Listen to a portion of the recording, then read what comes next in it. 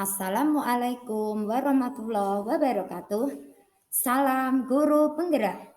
Perkenalkan saya Hartika, calon guru penggerak angkatan 8 dari SD 1 Mulong Kulon, Kabupaten Kudus, Jawa Tengah.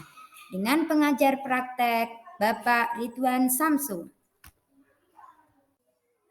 Pada kesempatan ini, saya akan memaparkan demonstrasi kontekstual modul 1.1 Filosofi Pendidikan Ki Hajar Dewantara, yaitu pendidikan yang berpihak pada murid.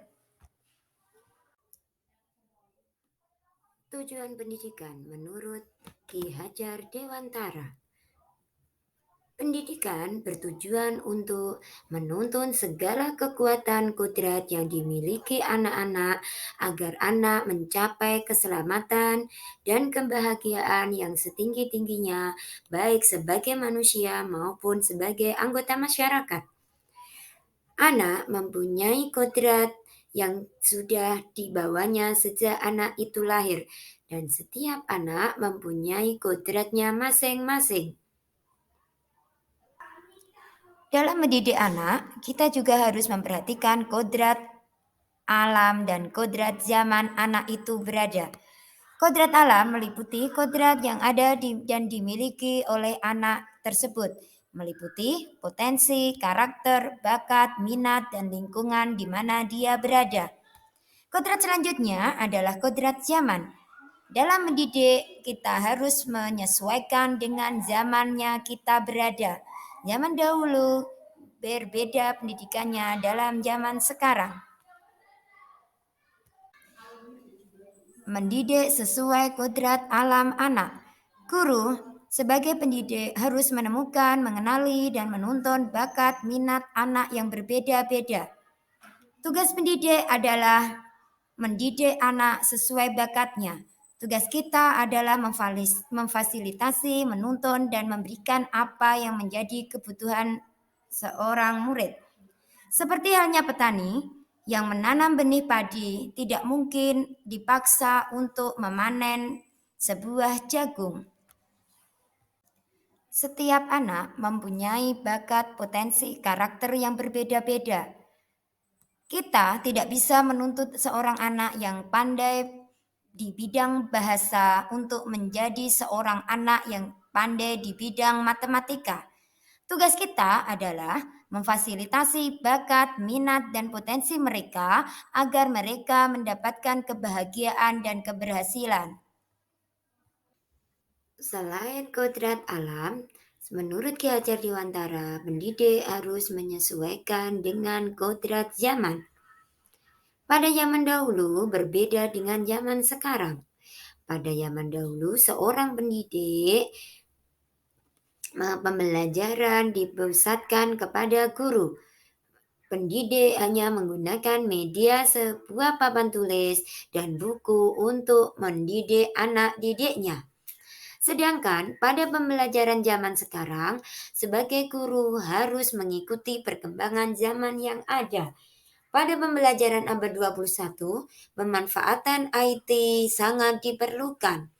Tetapi kita sebagai guru juga harus memfilter perkembangan IT dan zaman yang ada yang sesuai dengan nilai sosial, kultural, budaya kita.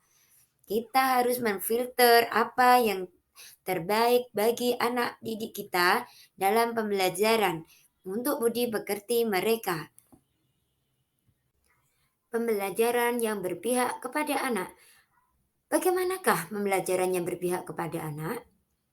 Yang pertama, seorang pendidik harus menggunakan media yang menarik. Di dalam pembelajaran, guru harus memberikan media, alat, dan metode yang menarik bagi siswa, agar siswa tidak merasa bosan dan pembelajaran terasa menyenangkan. Selanjutnya, pembelajaran harus berpusat pada anak. Pembelajaran harus bersifat holistik. Anak menjadi student-centered learning. Tugas kita hanya menuntun dan memfasilitasi anak. Anak menjadi pusat pembelajaran menjadi objek pembelajaran di dalam kelas sehingga pembelajaran akan menjadi bermakna dan berpihak kepada anak. Pemikiran selanjutnya adalah guru harus menjadi among dan menghamba kepada anak.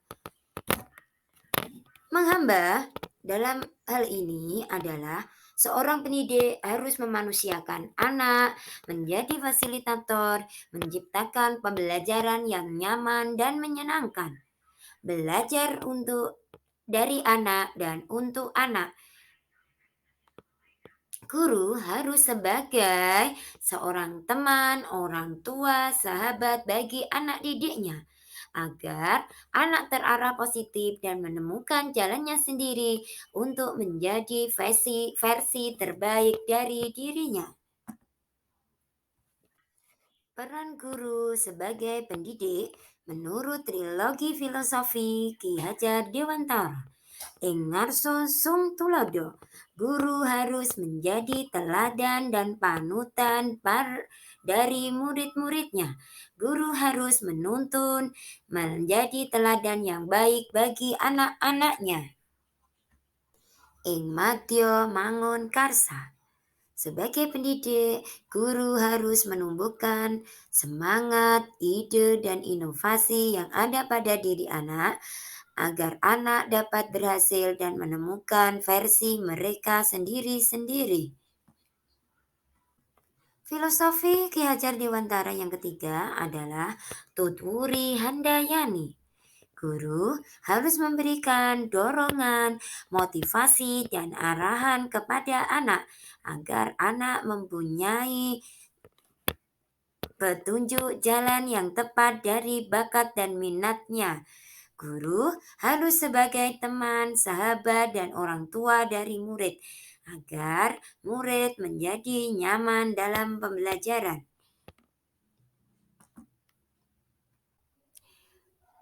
Berikutnya, saya akan memaparkan implementasi filosofi Ki Hajar Dewantara di SD 1 Bulung Kulon. Yang pertama, pembelajaran student center learning, yaitu pembelajaran yang berpusat kepada anak. Anak akan mencari dan menggali informasinya sendiri, sehingga pembelajaran fokus kepada anak. Guru sebagai fasilitator, menuntun dan membimbing serta memotivasi anak. Selanjutnya yaitu pembelajaran berbasis proyek. Di SD Mulung Kulon kita melaksanakan pembelajaran proyek P5. Di sini anak dituntun untuk melaksanakan sebuah proyek dan guru hanya sebagai pendamping dan fasilitator. Implementasi berikutnya adalah pelaksanaan ekstrakurikuler. Dengan karakter anak, kodrat anak yang berbeda-beda, SD 1 Mulung Kulon memfasilitasi anak-anak sesuai dengan bakat dan minatnya melalui pelaksanaan ekstrakurikuler. Yang pertama, ekstrakurikuler pramuka. Di sini, setiap anak pada hari Jumat akan mendapatkan ekstra pramuka.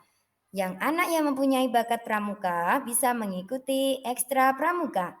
Ekstra yang kedua yaitu ekstra keagamaan. Di sini anak-anak belajar untuk mengikuti rebana, menghafalkan Asmaul Husna, peringatan-peringatan hari besar agama, dan lain-lain. Selanjutnya adalah ekstrakurikuler kesenian. Di sini anak-anak SD 1 Bulung Kulon yang mempunyai bakat menyanyi, menggambar, berpantomim, menari akan disediakan wadah ekstrakurikuler yang dilaksanakan pada sore hari untuk meningkatkan bakat dan minat anak. Kegiatan pembiasaan dan penanaman budi pekerti.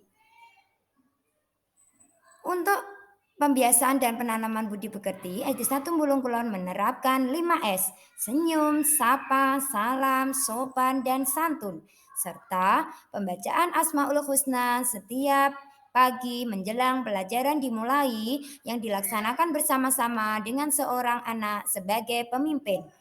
Yang selanjutnya yaitu penanaman karakter budi dan pekerti. SD 1 Bulung Kulon mendatangkan narasumber untuk menanamkan karakter budi dan pekerti anak. Implementasi yang terakhir yaitu pembelajaran berbasis IT.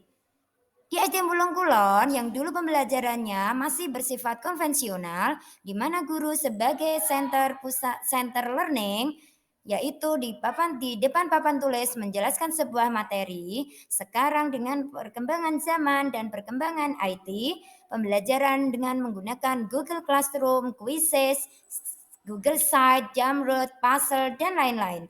Di sini, anak-anak dipersiapkan untuk mengikuti perkembangan zaman yang ada. Akhir kata, saya akan menyampaikan sebuah pantun. Makan pepaya di pinggir kali, jangan lupa makan buah selasih. Demikian paparan dari saya yang kesekian kali. Cukup sekian dan terima kasih. Wassalamualaikum warahmatullahi wabarakatuh. Salam guru penggerak.